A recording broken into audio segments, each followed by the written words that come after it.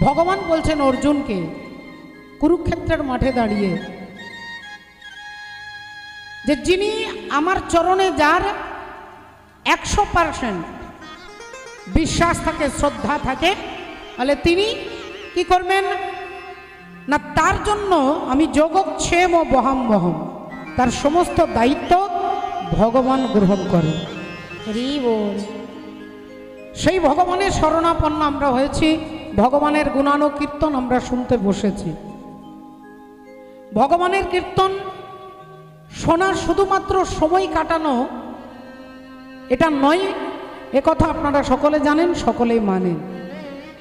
যেহেতু টাইম কাটিয়ে আসবো তার জন্য কীর্তন শোনা নয়, ভগবানের কথা শোনা নয়। ভগবানের কথা আমাদের হৃদয়ের ব্যথাকে নির্মূল করেন, আমাদের মনের দুঃখ, আমাদের ব্যথা, আমাদের যন্ত্রণা, ভগবানের কথা সেই কথা কি করে না, ব্যথাকে দূরীভূত করে। আপনারা সকলে জানেন, সকলেই মানেন বলে 4টে থেকে বসে আছেন কীর্তন শুনবেন বলে। এর মূল্য আমরা সামান্য এই অভাগে কীর্তনই আমরা দিতে পারবো না। আপনাদের মূল্য বোধ, এর মূল্য হয়তো আমরা না দিলেও অন্তর্যামী ভগবান দেবেন। এ কথা শাস্ত্র বলছেন, ভগবান বলছেন। রাধে রাধে। শ্রদ্ধেয় বাবা ঠাকুর, ভক্তিমতী মায়েরা, যার প্রতি বিশ্বাস থাকে তার প্রতি শ্রদ্ধা থাকে। বিশ্বাস নেই, কোনো ভাগ্যে কোনো জীবের শ্রদ্ধা যদি হয় তবে তো সেই জীবে সাধু সঙ্গ করে। শ্রদ্ধা যদি থাকে, মানুষটার প্রতি যদি আমার শ্রদ্ধা থাকে তাহলে তার প্রতি আমার ভক্তি থাকবে, বিশ্বাস থাকবে। আর শ্রদ্ধাই নেই, যাকে আমরা পছন্দই করি না, তিনি হাজার কথা বললেও তার কথা আমাদের বিশ্বাস করতে একটু অসুবিধে হয়। রাধে। দেখুন, এ কথা আমরা বড় বড় কথা বলবো, ভাগবতের কথা, রামায়ণ, গীতা, মহাভারতের কথা, এটা বলা সহজ, কিন্তু একে হৃদয়ঙ্গম করা খুব কঠিন বাবা। এ কথা কে বলছেন না, রামচন্দ্রের মা কৌশল্যা দেবী রাজা দশরথকে বলছে। রামচন্দ্র বনবাসে যাবেন, কৌশল্যা দেবী কাঁদছেন, আর কাঁদতে কাঁদতে বলছেন যে দুঃখের কথা, আপনার পাশের বাড়ির কেউ মারা গেলে আপনি গিয়ে তার পিঠে মাথায় হাত বুলিয়ে বলবেন আর কি করবে, সারা জীবন কি আর মানুষ থাকে দিদি? একদিন না একদিন তো সবাই চলে যায়। আপনি পাশের বাড়ির লোককে পিঠে হাত বুলিয়ে বোঝালেন, কিন্তু আপনার বাড়ির যখন কেউ নিজের আত্মীয় মারা যাবে তখন আপনি হাউ হাউ করে কাঁদবেন। হরি হরি ও। রামচন্দ্র বনে গেছেন, কৌশল্যা দেবী কাঁদছেন, আর কাঁদতে কাঁদতে রাজা দশরথকে বলছে যে যখন ব্যথাটা নিজের হয়, দুঃখটা নিজের হয়, তখন এখান থেকে উৎপত্তি হয় কি না, মোহ, মায়া। আর সেই মায়ার কান্নাই, মায়ার দ্বারাই আমরা পরিচালিত। এটা মায়ার সংসার, এই জগৎ ব্রহ্মাণ্ড মায়ার সংসার। ভগবান বললেন মায়া মেতাং তারন্তিতে, ভগবানের কৃপা ছাড়া ভগবানের মায়াকে কেউ অতিক্রম করতে পারে না। রাধে রাধে। শ্রদ্ধেয় বাবা ঠাকুর, ভক্তিমতী মায়েরা, তাহলে ভগবানের কীর্তন শুনবো কেন? ভগবান কোনো তর্কের বিষয় নয়। তর্কের দ্বারা ভগবানকে প্রতিষ্ঠা করা যাবে না মা। একটা ছেলে অনেক বছর পড়াশোনা করেছে, পিএইচডি করেছেন, ডিলিট করেছেন, কিসের ওপরে, কোন সাবজেক্টে না, লজিকের ওপরে, তর্কশাস্ত্রে। তর্কশাস্ত্রে পিএইচডি করেছে। বাবা মা চাষবাস করে, চাষিবাসী মানুষ, পড়াশুনো নেই, কোনো রকমে জমি বিক্রি করে, ফসল বিক্রি করে ছেলেকে অনেক দূর পড়িয়েছে। ছেলে অনেক ডিগ্রি নিয়ে বাবা মায়ের কাছে এসেছে, এসে মাকে প্রণাম করেছে। মা বাতাস করছে, ছেলে বলছে মা অনেক দূর পড়াশোনা করেছি, অনেক ডিগ্রি, অনেক ফার্স্ট ক্লাস পেয়েছি। তা মা তো মূর্খ সূর্খ মানুষ, বাবা কি নিয়ে পড়েছিস, পাড়ার লোক জিজ্ঞাসা করলে কি বলবো? ছেলে ভাবলো ইংরেজি বললে তো মা বুঝবে না, বললো আমি তর্কশাস্ত্রে পাণ্ডিত্য অর্জন করেছি। মা বলল তর্কশাস্ত্র, তর্ক আবার তর্ক মানে তো আমরা যেগুলো পছন্দ করি না। বললেন ওই তর্কশাস্ত্র নিয়ে আমি পড়াশুনো করেছি। মা বলল কি পড়েছিস আমার জানার দরকার নেই বাবা, তুই এত দূর থেকে এসেছিস রোদে পুড়ে পুড়ে, এই নে এই দুটো বাতাসা আর 1 গ্লাস জল এনেছি, এই বাতাসা খাওয়ার জলটা খেয়ে একটু পরে স্নান করবি, তোমারে তোকে ভাত খেতে দেবো। ছেলে বলল দাঁড়াও মা, মায়ের হাতটা ধরেছে, মায়ের হাতটা ধরেছে। মা বললো হ্যাঁ রে ছাড়, আরে তোর খাবারের ব্যবস্থা করব। ছেলে বলল দাঁড়াও মা, আমি কি নিয়ে পড়েছি তুমি বুঝতে পারছো না। আচ্ছা তুমি আমাকে কি খেতে দিয়েছো? বলে বাতাসা আর জল। বলে কটা বাতাসা দিয়েছো? বলে 2টো বাতাসা দিয়েছি। ছেলে বললেন দেখো আমি কি পড়েছি, এই 2টো বাতাসাকে আমি 3টে করে দেবো, তর্কের দ্বারা এটাকে 3টে করে দেবো। মা বলল ও মা গো, এই 2টো বাতাসাকে তুই 3টে করে দিবি? বলে হ্যাঁ। তা কি করে করবি খোকা, দেখা তো বাবা। ছেলে বলল আগে বলো কটা বাতাসা দিয়েছো? বলে 2টো। বলে গুনে দেখাও। বলে 1 আর 2। তা ছেলে বলল দেখো তুমি বলছে এটা 1 এটা 2, আর আমি বলছি 2 আর 1 3। এটা 1 এটা 2, তাহলে 2 আর 1 3। মা মাথায় হাত, সত্যি তো ছেলে আমার এরকম পড়াশুনো করেছে, 2টো বাতাসাকে তর্কের দ্বারা 3টে করে দিল, 1 আর 2। বলে 2 আর 1 3। মা উনি ছুটে গেছে, ওগো খোকার বাপ শুনবে এসো, দেখো ছেলে কি পড়েছে। বাবা বারান্দায় বসে বাতাস করছিল তাল পাখা দিয়ে। অমনি এসে বললেন কি রে কি হয়েছে? ছেলে দুম করে ছেলেকে বাবাকে প্রণাম করেছে। বলল কি পড়েছে দেখো, আমি 2টো বাতাসা দিয়েছি, ছেলে দেখো তর্কের দ্বারা 3টে করে দিয়েছে। আমি বলছি 1 আর 2, ছেলে বলছে 2 আর 1 3।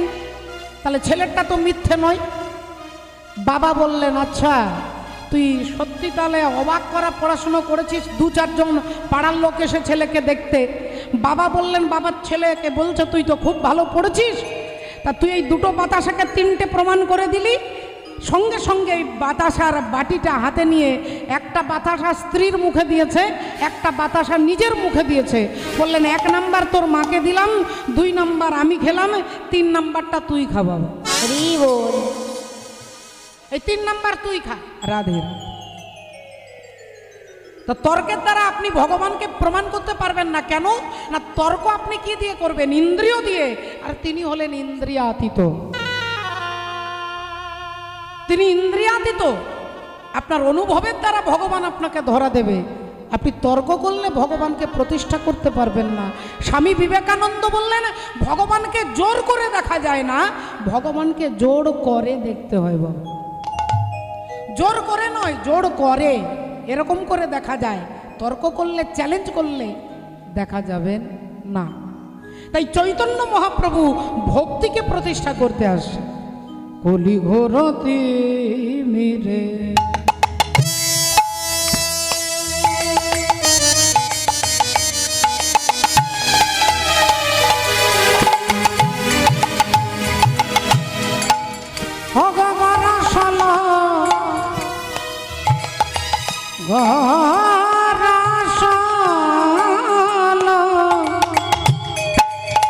জগ জনে রে জনে রে জনে রে জনে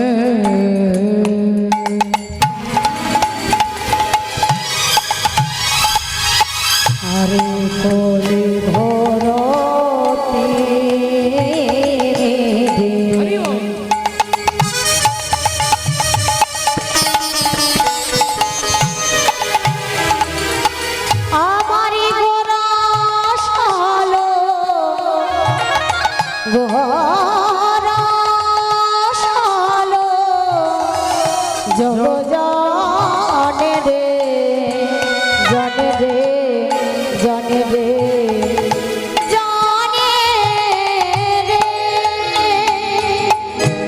ধর্মা ধর্মা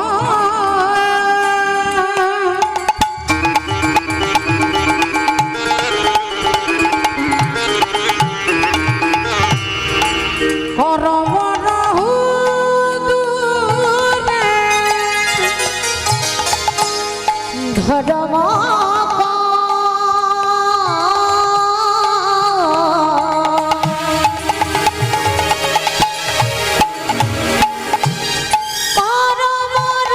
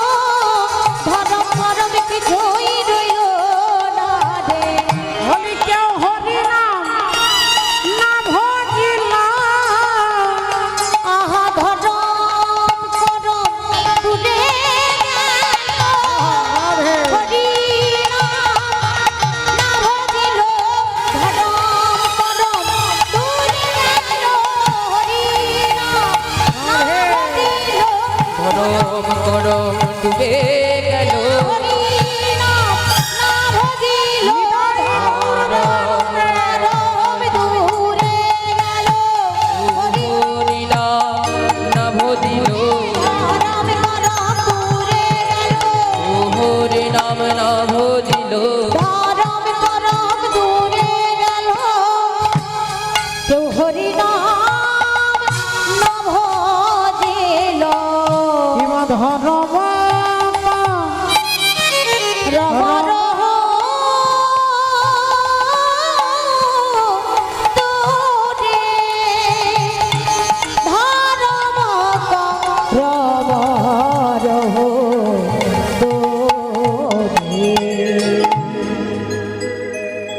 শ্রদ্ধেয় ভক্তমণ্ডলী, ভক্তিমতী মায়েরা,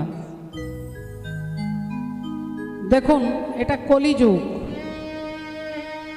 আর এই কলিযুগে আমরা সবাই ভাড়া নিয়ে আছি। কলিযুগে আমরা সবাই ভাড়াটিয়া। তা শাস্ত্র বলছে ভগবানের নাম জপ করো, ভোরবেলায় ওঠো, সত্য কথা বলো, ধর্মপথে চলো। আমার মতো পাপী জীবের কথা বলছি, আমি তার বিপরীত করি। কলি বলছে না না, ভোরবেলায় ওঠা যাবে না, সকাল 10টা 11টার সময় ঘুম থেকে উঠবে। কলি বলছে সত্যি কথা বলা যাবে না, ধর্মপথে চলা যাবে না, হরিনাম শোনা যাবে না।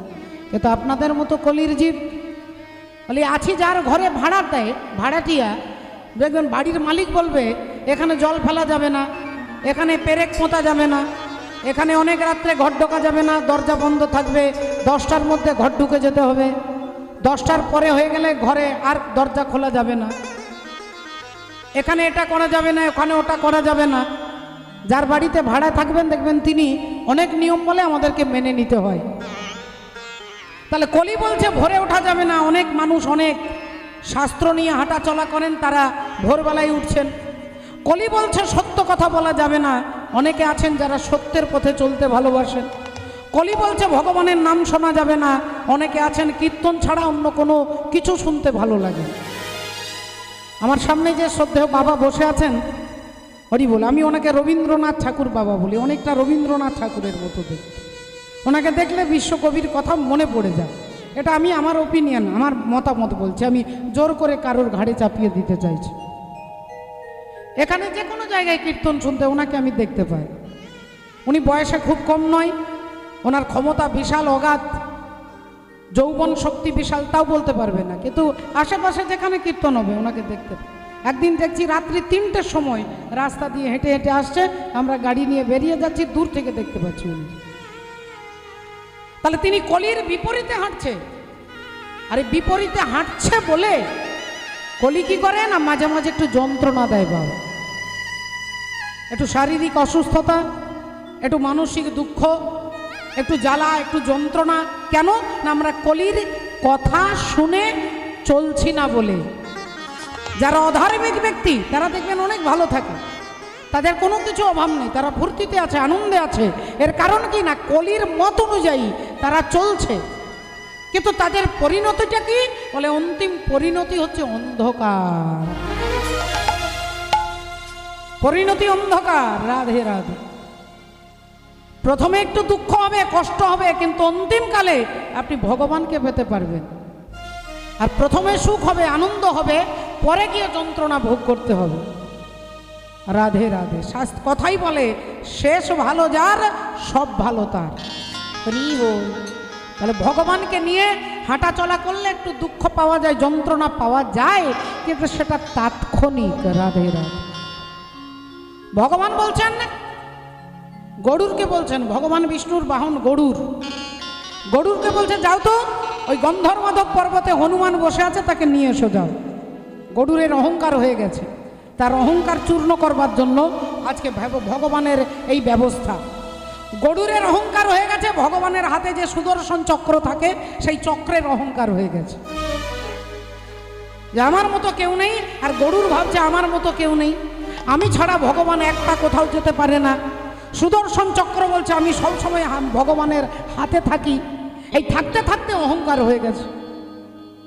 দর্পহারী ভগবান মধুসূদন গরুরকে বলছে যাও গন্ধর্বমাধব পর্বতে হনুমান আছে, হনুমানকে যাও নিয়ে এসো, বলবে আমি ডেকেছি, যাও।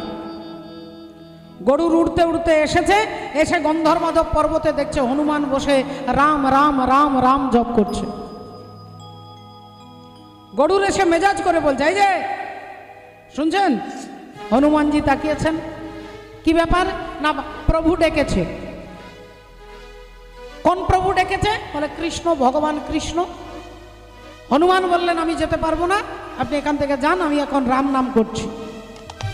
গরুর বললেন তোমাকে নিয়ে যেতে বলেছে, আমি নিয়ে যাব। যেই বলেছে ওমা, হনুমান একবারে গরুরকে ধরে আর এক দ্বারকার সমুদ্রের মধ্যে ফেলে দিয়েছে। সমুদ্রের মধ্যে ফেলে দিয়েছে, গরুর ভিজে গেছে, গোটা ডানা ভিজে গেছে, ঝরঝর করে জল পড়ছে। গরুর এসে হাত জোড় করে বলছে, ঠাকুর কি ব্যাপার? তুমি আমাকে আনতে পাঠালে আর সে আমাকে স্নান করে পাঠিয়ে দিল। ভগবান বললেন তুমি কি বলেছিলে? না আমি বলেছিলাম প্রভু ডেকেছে। কোন প্রভু বলেছিলে? না ভগবান কৃষ্ণ বলেছি।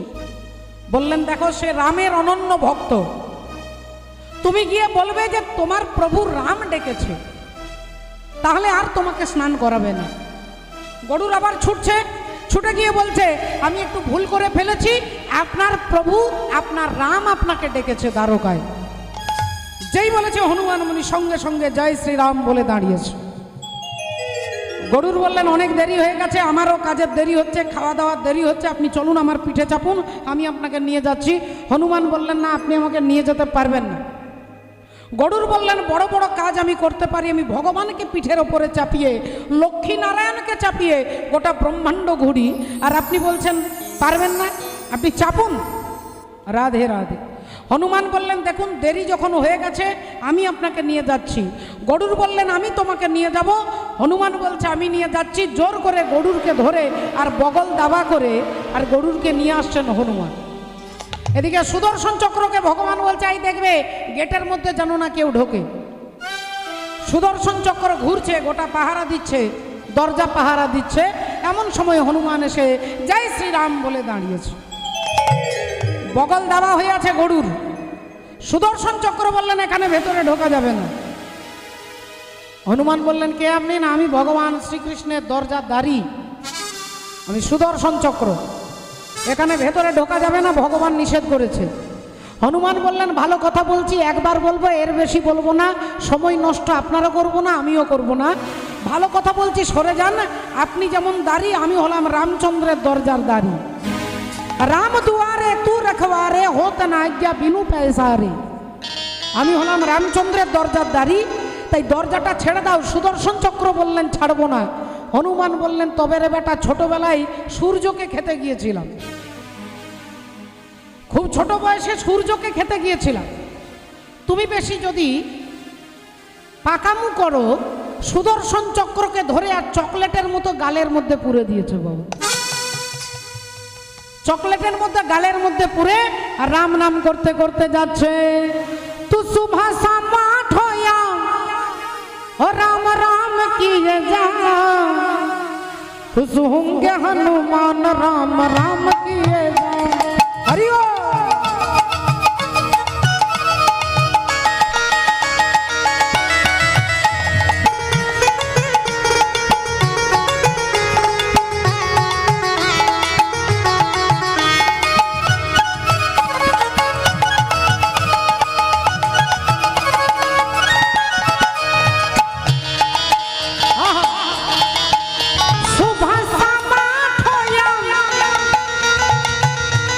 সকাল দুপুর বিকেল সন্ধ্যে রাত্রি অষ্টপ্রহর সুভাষা মাঠ হইয়া রাম রাম কিয়ে যা, হোঙ্গে হনুমান রাম রাম কিয়ে যা।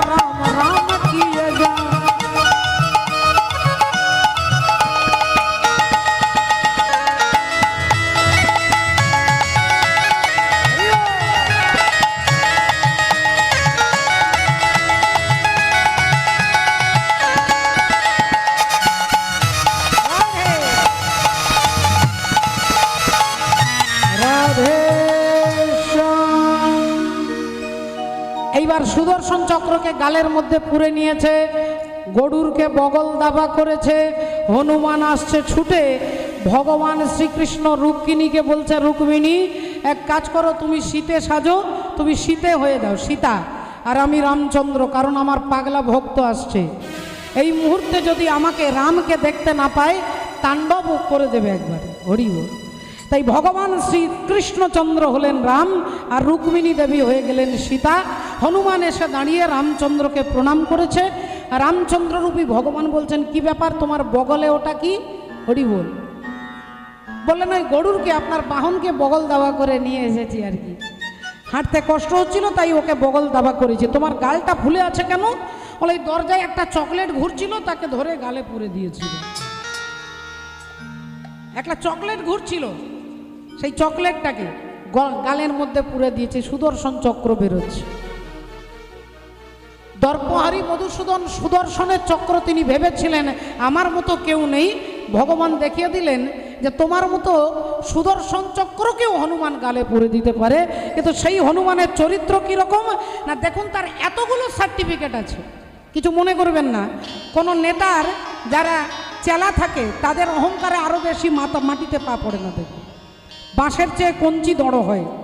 কিন্তু হনুমানের কতগুলো সার্টিফিকেট আছে, তাহলে তিনি পঞ্চতন্মাত্রের একটা তন্মাত্র বায়ুপুত্র হনুমান, পবন দেবের পুত্র,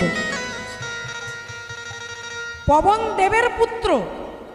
তারপরে মনোজ এবং মারুত দুল্য বেগম জিতেন্দ্রিয়ম বুদ্ধিমাতম বরিষ্ঠম বतात মানম বানরাयुध्य মুখ্যম শ্রীরামদূতম শরণম প্রপদ্যে। মনের থেকে দ্রুত গতিতে চলতে পারে, কত বড় ট্যালেন্ট! আমাদের মন এক সেকেন্ডও সময় লাগবে না, বৃন্দাবনে চলে যাবে, বলে তার থেকেও দ্রুত গতিতে চলতে পারে হনুমান। তাহলে এত বড় যার ট্যালেন্ট, বুদ্ধি মাতাম বরিষ্ঠম, বুদ্ধিজীবীদের মধ্যে যিনি অগ্রগণ্য, সেই হনুমান বলছেন আপনার পরিচয় কি? বললেন আমি ভগবানের দাস, ভগবানের দাস। আপনি যদি মনে করেন আপনি ভগবানের দাস, অহংকার আপনার কাছেও ঘেঁষতে পারবে না। আর এই অহংকার আছে বলেই আমরা পরমাত্মা হরিকে চোখের কাছে দেখলেও তাকে চিনতে পারি না। কোথাও না কোথাও একটা অহংকার আমাদের আছে, সেই কারণে ভগবানকে আমরা দেখেও চিনতে পারি না। বিশ্বকবির ভাষায় দাঁড়িয়ে আছো তুমি আমার গানের পারে, আমার সুরগুলি পাই চরণ, আমি পাই না তোমার রে, দাঁড়িয়ে আছো তুমি আমার গানের পারে। তিনি আমাদের কাছেই দাঁড়িয়ে আছে। সামনে একটা পর্দা আছে, যে পর্দাটার নাম অবিদ্যা। এই অবিদ্যার পর্দাটা কখন সরে যাবে না, জীব যেদিন অহংকার মুক্ত হবে, যেদিন চিৎকার করে বলতে পারবে জীব নিত্য কৃষ্ণ দাস ইহা ভুলি গেলা, আর তে কারণে মায়া পিশাচি গলায় বাঁধিলা। তাই চৈতন্য ভগবান এলেন এই অহংকারকে দূর করতে। কি বললে দূর হবে? কোন ট্যাবলেট খেলে? বললেন ট্যাবলেটের দরকার নেই, হরের নাম হরের নাম হরের নামৈব কেবলম কলো নাস্তেব নাস্তেব নাস্তেব গতিরন্যথা। এই হরিনাম করো, দেখবে কখন তোমার ভেতর থেকে অহংকার চলে গেছে তুমি নিজেও বুঝতে পারবে না। হাসি মাখা বদনে ছল ছল নয়নে, ওগো আনন্দ কাননে মন ভ্রময়নিবা, একবার হরি বল হরি বল মনে রে হরি হরি হরি বলো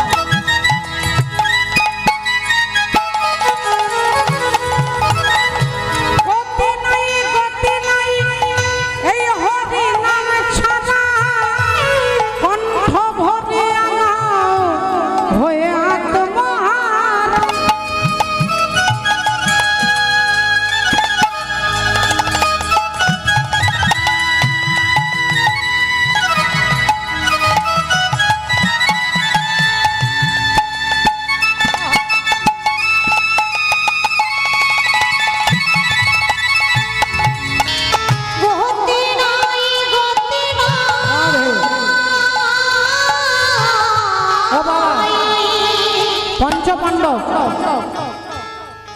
স্বর্গারোহণের পথে যাচ্ছেন, স্বর্গের পথে, স্বর্গে যাচ্ছেন। যারা দিব্য জ্ঞানী, যারা সাধক, যারা যোগী, তারা হেঁটে হেঁটে যাচ্ছেন কোথায় না স্বর্গে যাচ্ছেন। মনে রাখবেন না, পঞ্চপাণ্ডব সঙ্গে দ্রৌপদী যাচ্ছেন, কিন্তু যেতে যেতে সবার আগে কে পড়ে গেলেন রাস্তায়? না, পড়ে গেলেন দ্রৌপদী। পড়ে গেল মানে আর ওই দেহটা নিয়ে তিনি স্বর্গে যেতে পারবেন না, এই রক্ত মাংসের শরীর নিয়ে তিনি যেতে পারবেন না, তাই পড়ে গেছে। যেই পড়ে গেছে, ভীম জিজ্ঞাসা করলো, দাদা দ্রৌপদী পড়ে গেল কেন? দ্রৌপদী পড়ে যাওয়ার কারণটা কি? যার নাম সকালবেলায় উচ্চারণ করলে, অহল্যা, কুন্তী, তারা, মন্দোদরী, দ্রৌপদী, এই 5 জনের নাম বললে আপনার সৌভাগ্য বৃদ্ধি হবে, আপনার পাপ নির্মূল হবে।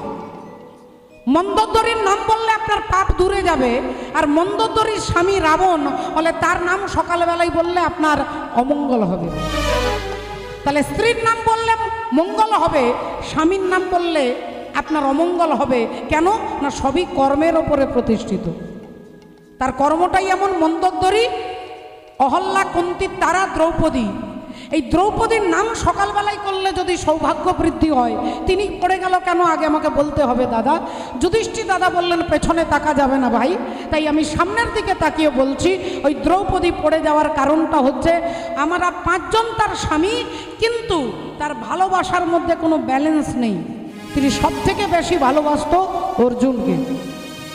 এই অপরাধের জন্য মা কুন্তী দেবী বলেছিলেন, অর্জুন যখন দ্রৌপদীকে বিয়ে করে নিয়ে আসছে, কুন্তী দেবী বলল, আজকে যা এনেছিস 5 জনে মিলে সমান ভাগে ভাগ করে নে। তাহলে দ্রৌপদীর কর্তব্য সবাইকে সমান ভালোবাসা, কিন্তু ওই নিরপেক্ষ নেই বলে এই অপরাধের জন্য দ্রৌপদী পড়ে গেছে। ভীম এগিয়ে যাচ্ছে, যুধিষ্ঠির দাদা এগিয়ে যাচ্ছে, অর্জুন, নকুল যাচ্ছে। কিছুক্ষণ পরে নকুল পড়ে গেছে। বলল, দাদা নকুল পড়ে গেল কেন, আমাদের আদরের ভাই? যুধিষ্ঠির দাদা বললেন, ভাই ও পড়ে গেছে কারণ ওর বড় রূপের অহংকার ছিল, ভেতরে ভেতরে একটু রূপের অহংকার। একটুক্ষণ পরে সহদেব পড়ে গেছে। বললেন, সহদেব পড়ে গেল কেন দাদা? না, সহদেব হচ্ছে বিরাট বড় একটা জ্যোতিষ। তিনি জানতো যে কুরুক্ষেত্রের যুদ্ধে কে হারবে কে জিতবে, কিন্তু জানা সত্ত্বেও বলেনি। এই অপরাধের জন্য সে পড়ে গেছে। একটুক্ষণ পরে অর্জুন পড়ে গেছে। ভীম বলল, দাদা অর্জুন পড়ে যাবে কেন? অর্জুনের পড়ে যাওয়ার কারণটা কি? বলে, অর্জুন নিজের জানু চাপড়ে বলেছিলেন যে আমি 3 দিনের মধ্যে কুরুক্ষেত্রের যুদ্ধে দুর্যোধনের সবাইকে মেরে ফেলবো, কিন্তু 3 দিনটা লেগে গেল 18 দিন। বলেছিল 3 দিনে সবাইকে শেষ করে দেব, কিন্তু 18 দিন সময় লেগে গেল। তাহলে মিথ্যে অহংকার করেছিল বলে অর্জুন পড়ে গেছে। একটুক্ষণ পরে যেতে যেতে যেতে ভীম দাদা পড়ে গেছে। যেই ভীম পড়ে গেছে, সবার উত্তর জেনেছি, নিজের উত্তরটা জানবো না যে আমার এই দুর্গতির কারণটা কি? দাদা গো, সবার তুমি বললে তার কি কি ফল্ট আছে, কি কি গিল্টি আছে, দাদা আমারটা বলে দিয়ে দাও, আমার অপরাধটা কি? যুধিষ্ঠির দাদা বললেন, কারোর যদি পেট 4টে রুটিতে ভরে যায়, সে যদি 6টা রুটি খায়, তাহলে জানতে হবে সে 2টো রুটি অন্যের খাবারটা খেলে, অন্যের খাবার খেয়েছেন। তাই বেশি খাওয়া, অনেকে চ্যালেঞ্জ করে খেতে বসে, বলে বেশি খেলে নরকের দরজা খোলা থাকবে বাবা, রাধে। তাই তুমি বেশি খেতে এই অপরাধের জন্য তোমার ওই সশরীরে যেতে পারবে না। এবার যুধিষ্ঠির দাদা যাচ্ছেন হরিনাম করতে করতে, ঠিক হিমালয় পর্বত আর ইন্দ্র পাঠিয়ে দিয়েছেন। ইন্দ্র এসেছেন পুষ্প রথ নিয়ে, হাতটা বাড়িয়ে বলছে, যুধিষ্ঠির তোমার হাতটা আমার হাতে দাও, তুমি আমার রথে চেপে চলে এসো স্বর্গে। যুধিষ্ঠির দাদা বললেন, দাঁড়ান, একটা সমস্যা আছে, আমি তো রাস্তাটা চিনতাম না, আমাকে একটা কুকুর রাস্তা দেখিয়ে নিয়ে এসেছে, এই কুকুরটাকেও আমার সঙ্গে নিতে হবে। ইন্দ্র বললেন, আপনার কি মেজাজ মাথা খারাপ হয়ে গেছে? কুকুর যাবে স্বর্গে? আজ পর্যন্ত ইতিহাসে ঘটনা ঘটেনি, কুকুরকে যাওয়া যাবে না। ঠিক আছে, আপনি যখন আপনাকে রাস্তা দেখিয়ে নিয়ে এসেছে, আপনি আশীর্বাদ করে দিন, মাথায় হাত বুলিয়ে দেন, 2টো খাবার দিয়ে দেন, কিন্তু কুকুর স্বর্গে যাবে না। যুধিষ্ঠির দাদা বললেন যিনি পথ দেখিয়ে নিয়ে আসে তিনি হচ্ছেন গুরু। তাই মাফ করবেন যদি কুকুরটা না যায় তাহলে আমিও যেতে পারবো না। ইন্দ্র বললেন আপনি বোকামো করছেন একটা কুকুরের জন্য, আপনি স্বর্গের রাস্তা স্বর্গে যাবার অপশনটাকে ছেড়ে দিচ্ছেন। যুধিষ্ঠির দাদা বললেন আমার স্বর্গে যাওয়ার দরকার নেই, লাগবে না, আপনি চলে যান, আমি চললাম এখান থেকে। যেই বলেছে উনি কুকুর মূর্তি, সঙ্গে সঙ্গে ধর্মরাজ যমরাজা হয়ে দাঁড়িয়েছে। বললেন এতক্ষণ সবার মুখে শুনেছি তুমি নাকি ধর্মপুত্র যুধিষ্ঠির, তুমি আমারই ছেলে। সবাই বলে আজ নিজের কানে নিজের চোখে দেখলাম যে কেনই জগৎ তোমাকে ধর্মপুত্র যুধিষ্ঠির বলে। যুদ্ধে যাহার মন স্থির তিনি হলেন যুধিষ্ঠির। আর এই সংসার যুদ্ধে এই মন স্থির কখনো হবে? ওরে গতি নাই গতি নাই, এই হরি নাম ছাড়া কণ্ঠ ভরিয়া গাও হয়ে আত্মহারা।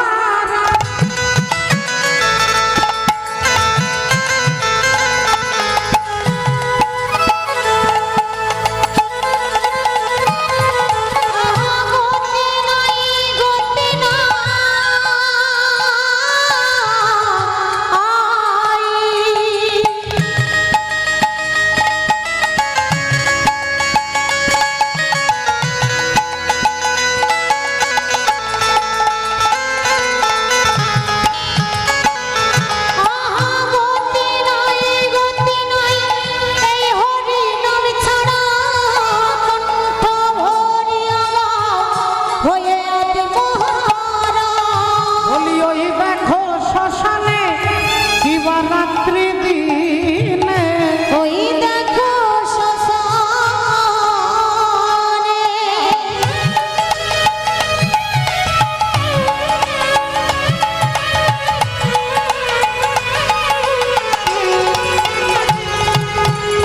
ওই দেখো শ্মশানে দিবারাত্রি দিনে ওগো পুড়িতেছে মানুষের কত অহংকার। হরি বলো হরি বলো কোটি ভেঙে মার, হরি বলো কোটি ভেঙে মার, হরি বলো কোটি ভেঙে মার, হরি বলো কোটি ভেঙে মার, হরি বলো ও মনি রে আমার।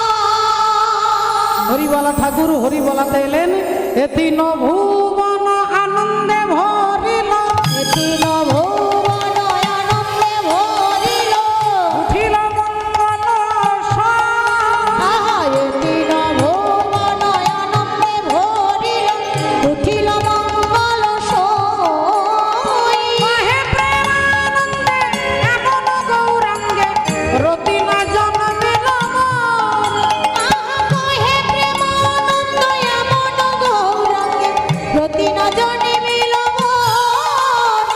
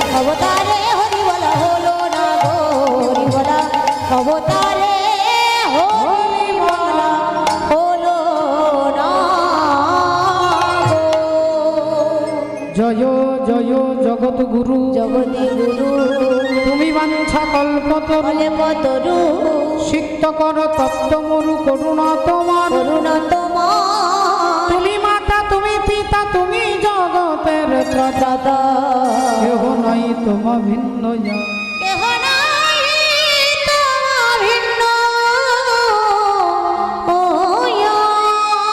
সকল ভক্ত চরণে আমার কোটি কোটি দণ্ডবোধ প্রণাম জানিয়ে এতক্ষণ আমরা মহাপ্রভু চরণ আশ্রয় করেছিলাম। আজকে যে পবিত্র ভক্তের কথা শুনবো আপনারা সকলে জানেন, তার নাম আপনারা সকলে চেনেন, সকলে জানেন, তবে তিনি ত্রেতা যুগের ভক্ত। ত্রেতা যুগে রাধে রাধে ত্রেতা যুগের ভক্ত, যিনি ধর্মকে আশ্রয় করে তার জীবনের সমস্ত কিছু জলাঞ্জলি দিয়েও তিনি ধর্মকে রক্ষা করেছিলেন।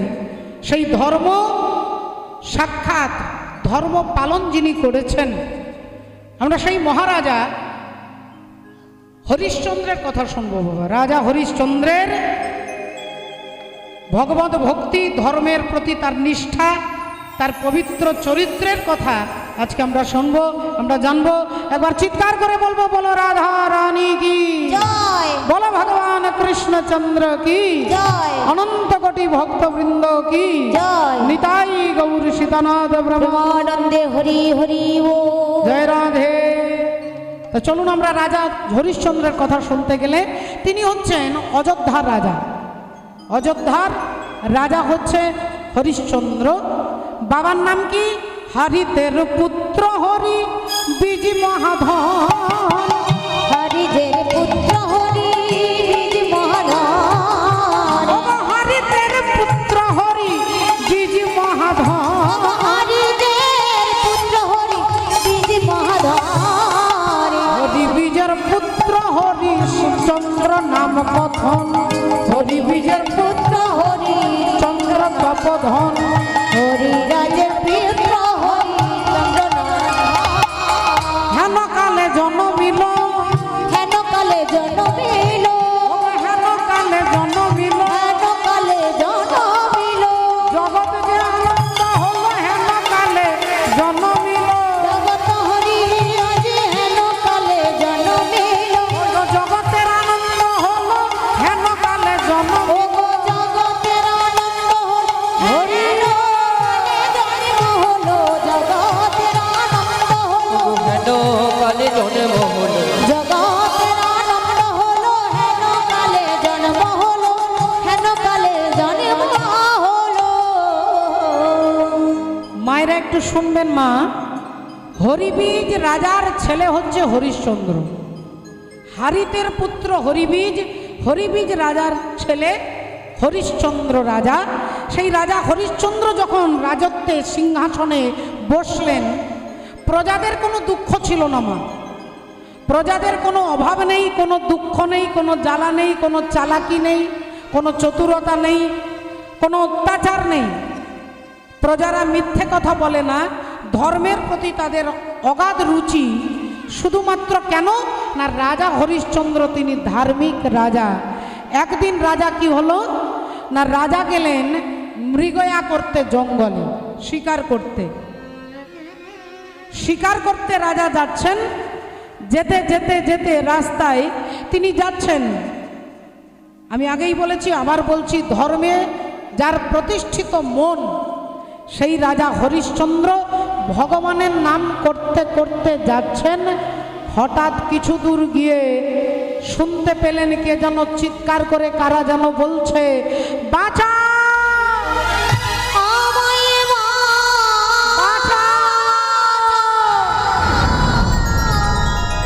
বাঁচাও, কে আছো? কে আছো আমায় বাঁচা চমকে উঠলেন রাজা হরিশ্চন্দ্র। আমায় বাঁচা কে কে কে আছো অমন করে ডাকছে? আমায় বাঁচা রাজা হরিশ্চন্দ্র চমকে উঠলেন, এমন করে কে ডাকছে? কোনো পশু পাখি কীট পতঙ্গের গলা তো নয়। এ তো কোনো রমণীর কণ্ঠ, মেয়েদের কণ্ঠ।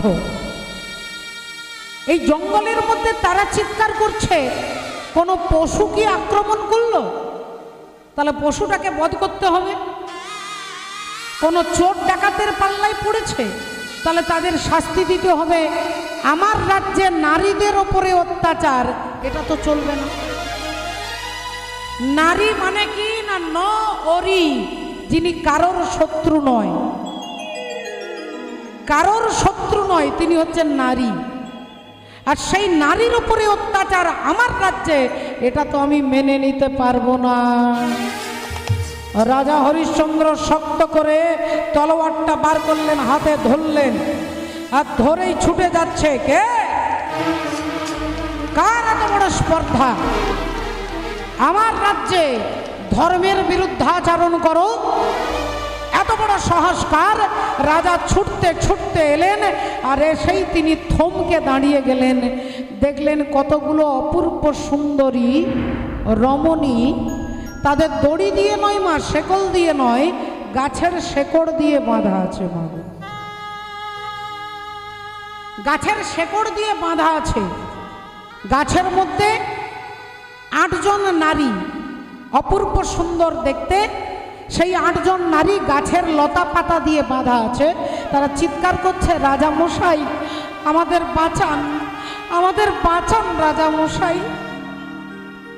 রাজা হরিশ্চন্দ্র দেখলেন অবাক কথা, লতা পাতায় বাঁধা আছে এই 8 জন নারী, ব্যাপারটা কি আমাকে দেখতে হবে।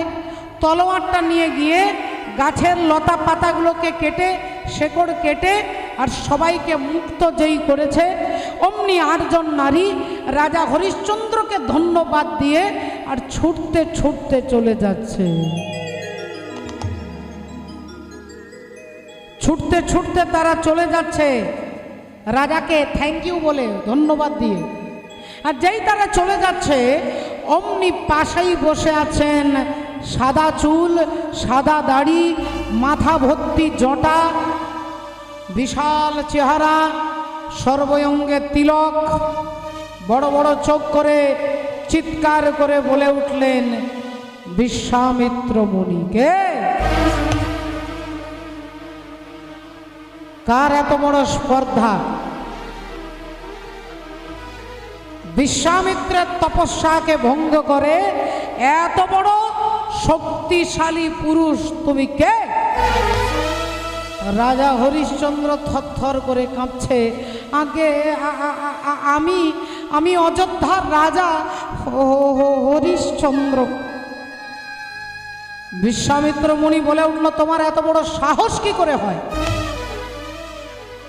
আমি এখানে তপস্যায় বসেছি অষ্টসিদ্ধিকে আমার বশীভূত করবার জন্য। অষ্টসিদ্ধি যে 8টা নারী, যাদেরকে তুমি আমি গাছপালার শেকড় দিয়ে মন্ত্র দিয়ে বেঁধে রেখেছিলাম, তুমি তাদেরকে মুক্ত করে তাদেরকে ছেড়ে দিয়েছ। সেই অষ্টসিদ্ধি কোনো সামান্য নারী নয়।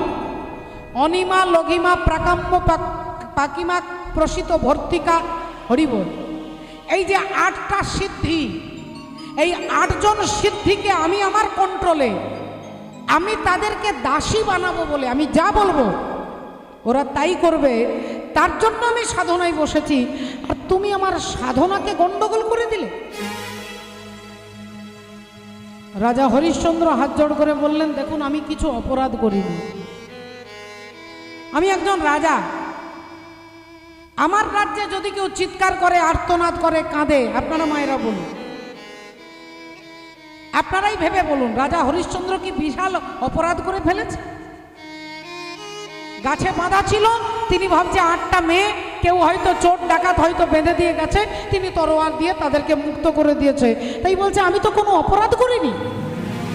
বিশ্বামিত্র মুনি বললেন, চুপ করো, বড় বড় কথা বলবে না, বড় বড় কথা বলবে না। রাজা বলছেন, দেখুন এটা আমার ধর্ম, কেউ যদি সাহায্য চায় তাকে সাহায্য করা আমার ধর্ম, কেউ যদি দান চায় তাকে দান করা আমার ধর্ম, কেউ যদি বাঁচতে চায় তাকে বাঁচানো আমার ধর্ম। কেউ যদি ধর্ম করতে চায় তাকে ধর্ম পালনে সাহায্য করা আমার ধর্ম, এটাই তো আমার কর্তব্য। বিশ্বামিত্র মুনি বললেন, তুমি বড় বড় কথা বলছো না,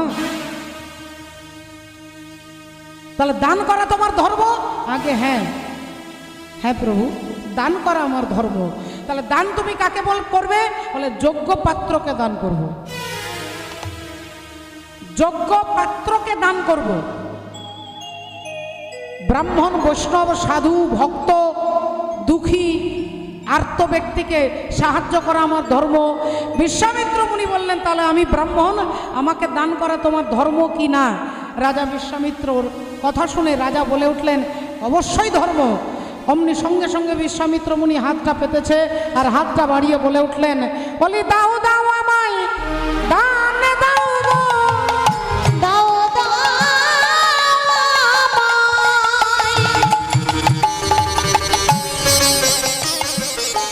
দান দাও গো, দাও দাও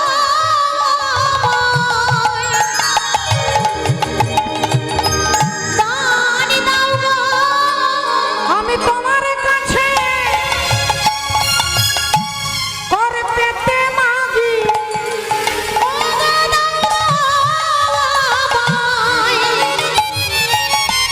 দান দাও গো তোমার কাছে,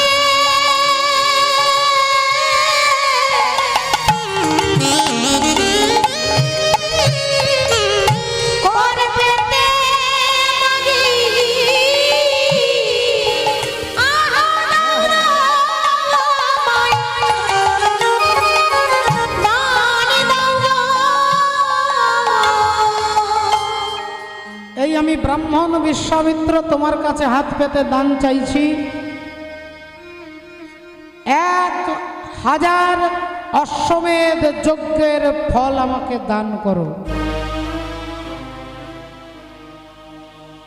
আমি যা চাইবো তোমাকে তাই দিতে হবে, তুমি প্রতিজ্ঞাবদ্ধ, তুমি প্রতিজ্ঞা করেছো আমি যা চাইবো তাই দেবে। আমাকে দান করা যদি তোমার ধর্ম হয়, তাহলে তোমার এই সমস্ত রাজ্য আমাকে দান করতে হবে। পারবে দান করতে? মায়ের একবার ভেবে দেখুন তো মা, আপনার বাড়িতে কোনো যদি দুঃখী ব্যক্তি আসে, এসে বলে আমি 2 দিন থাকবো, আপনি বলবেন হয়তো ভালো মানুষ হলে বলবেন, হৃদয় যদি ভালো হয় বলবেন ঠিক আছে 2 দিন থাকুন। কিন্তু সেই ব্যক্তিটা যদি বলে আপনার এই ঘরটা আমার নামে রেজিস্ট্রি করে দিতে হবে, আমরা সঙ্গে সঙ্গে গলা ধাক্কা দিয়ে তাকে তাড়িয়ে দেব।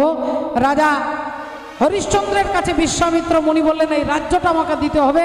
তিনি একবারের বেশি 2 বার নয়, চিন্তা করলেন না, সঙ্গে সঙ্গে বললেন, বেশ, আমি রাজা হরিশ্চন্দ্র আপনাকে আমার সমস্ত রাজ্য দান করলাম। আজ থেকে অযোধ্যা রাজ্য আপনার। বলে দিয়ে রাজা হরিশ্চন্দ্র চলে যাবে, বিশ্বামিত্র মুনি ছুটে গিয়ে তার সামনে দাঁড়িয়েছে। দাঁড়া, দান তো করলে, কিন্তু দানের যে দক্ষিণা দিতে হয়, দানের দক্ষিণা দিতে হয়। অপরাধ নেবেন না মা। কীর্তন শুনে আপনাদের অনেক সময় 1 টাকা 2 টাকা 5 টাকা কীর্তনিয়াকে দেন। কেন দেন না? এই যে হরিনাম আপনাদের শোনালাম, এর বিনিময়ে 1 টাকাও যদি দান করেন আপনার শোনাটা সার্থক হবে। আপনার যথাসম্ভব সেখানে কীর্তনিয়া বলতে পারবে না, দাবি করতে পারবে না যে আপনি আমাকে 10 টাকাই দিতে হবে। 1 টাকা, 4 আনা, 8 আনা আপনার যোগ্যতা অনুযায়ী। তাহলে তুমি আমাকে দান করলে দানের দক্ষিণা দিতে হবে না? দান আর দক্ষিণার মধ্যে পার্থক্য আছে।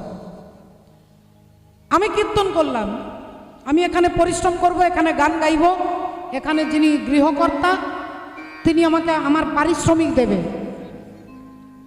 পারিশ্রমিক দেবে, এটা দান, দক্ষিণা। আর তার সঙ্গে দেখবেন অনেক সময় ব্রাহ্মণ ভোজন, বৈষ্ণব ভোজন করানো হয়, ভোজনের পরে 11 টাকা 21 টাকা করে হাতে দেওয়া হয়, এটাকে দক্ষিণা বলে। তাহলে তুমি আমাকে তোমার রাজ্য দান করলে এর দক্ষিণা দিতে হবে না? রাজা হরিশ্চন্দ্র বললেন, বলুন কি দিতে হবে? বিশ্বামিত্র মুনি বললেন, আমাকে 1 লক্ষ স্বর্ণ মুদ্রা দিতে হবে। রাজা হরিশ্চন্দ্র কর্মচারীকে ডেকে বলছেন, এই কে আছিস? সিন্ধুক খুলে গুনে গুনে 1 লক্ষ স্বর্ণ মুদ্রা এনে এনার হাতে দিয়ে দাও। বিশ্বামিত্র মুনি হেসে ফেললেন। রাজা হরিশ্চন্দ্র, 5 মিনিট আগে তুমি তোমার রাজ্য আমাকে দান করেছো। তার রাজ্যটা যখন দান করেছিলে তখন সিন্ধুকটা বাদ দিয়ে কি দান করেছিলে? হরি বল। তাহলে টাকাটা যেখানে রেখেছো সেটাও তো আমার, তাহলে আমারই পয়সা আমাকে দান করবে, এটা তো দক্ষিণা নয়। রাজা হরিশ্চন্দ্র বললেন আমার ভুল হয়ে গেছে। তাহলে এই মুহূর্তে আপনাকে দক্ষিণা দেবার মতো আমার কাছে তো কিছু নেই। আমাকে 1 মাস সময় দেন, আমি আপনার 1 লক্ষ স্বর্ণ মুদ্রা জোগাড় করে আপনাকে দক্ষিণা দেব। বিশ্বামিত্র মুনি বললেন আজ থেকে এই মুহূর্তে এই রাজ্যটা যদি আমার হয় তাহলে আমার রাজ্য ছেড়ে তোমাদের 3 জনকে চলে যেতে হবে। 3 জন বাদ দিয়ে বাকি সব কিছু আমার। সেই 3 জনকে বললেন তোমার স্ত্রী সভ্যা আর তোমার পুত্র রোহিতাশ্ব, এই 3 জন বাদ দিয়ে বাকি সব আমার। 1 মাস সময় দিলাম, এর মধ্যে 1 লক্ষ স্বর্ণ মুদ্রা যদি দান না করো তুমি মহাপাপী হবে, নরকে যাবে। হরি বল। রাজা হরিশ্চন্দ্র তিনি মাথা নিচু করে শুনছেন। বিশ্বামিত্র মুনি বললেন আজ থেকে আমার রাজত্বে তুমি থাকবে না, এই গোটা পৃথিবী তোমার আন্ডারে, তুমি গোটা পৃথিবীর রাজা হরিশ্চন্দ্র। সেই পৃথিবীটা যখন আমাকে দান করে দিয়েছো তাই আমার রাজ্যে তোমার থাকা চলবে না, আমার রাজ্যের বাইরে চলে যেতে হবে। এবার মায়েরা আপনারা বলুন মা, যদি আপনারা বলেন 24 পরগনা থেকে চলে যাও, আমি হাওড়া জেলায় চলে যাব। হাওড়া জেলার ভক্ত যদি বলে হাওড়া জেলা থেকে বেরিয়ে যাও, আমি বীরভূম যাব, পুরুলিয়া যাব, বাঁকুড়া যাব, ইত্যাদি ইত্যাদি যাব। আমাকে যদি ভারতবর্ষ থেকে বার করে দেন, আমি অন্য ভারতবর্ষের বাইরে কোথাও যাব। কিন্তু যদি বলে পৃথিবী থেকে বেরিয়ে যাও, আমি কি করে যাব? পৃথিবীর বাইরে তো আমি যেতে পারবো না। রাজা হরিশ্চন্দ্রকে বললেন এই পৃথিবী এখন আমার কন্ট্রোলে, এই পৃথিবীর বাইরে তোমাকে চলে যেতে হবে।